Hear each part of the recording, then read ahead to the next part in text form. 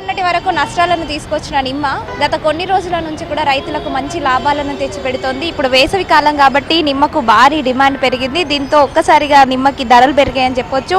మొన్నటి వరకు ఏజీకి 50 నుంచి 80 చొప్పున ఉన్న నిమ్మ ధరలు ఒక్కసారిగా 200 రూపాయలు పెరిగిందని రైతులు చెప్తున్నారు. ఒక్కసారి మనతో పాటు మార్కెట్లో ఉన్న వ్యాపారులు ఉన్నారు, ఒకసారి వారితో మాట్లాడదాం.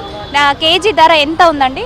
150 నుండి 200 వరకు ఉంది మేడం 1 కేజీ. అయితే నిమ్మకాయని బట్టి కాసి రేటు ఉంటుంది అన్నమాట. నిమ్మకాయని బట్టి రేటు ఉంది. 150 నుండి 200 వరకు కేజీ ఉంది పర్ కేజీ. సమ్మర్ ఉంది కాబట్టి జర ఎక్కువ యూజ్ అవుతుంది. సోడా బండి వాళ్ళు తీసుకుపోవడం వల్ల డిమాండ్ ఎక్కువ అయిపోయింది. మినిమం అయితే 10 రూపాయలకు ఒక నిమ్మకాయ ఉంది అనమాట. దానివల్ల 10 రూపాయలు ఒక ఉంది. పెద్దది అయితే మీడియం అయితే 5 రూపాయలు 6 రూపాయలు అట్లా ఉంది. కేజీ విషయంతో అయితే 150 నుండి 200 వరకు ఉంది మేడం.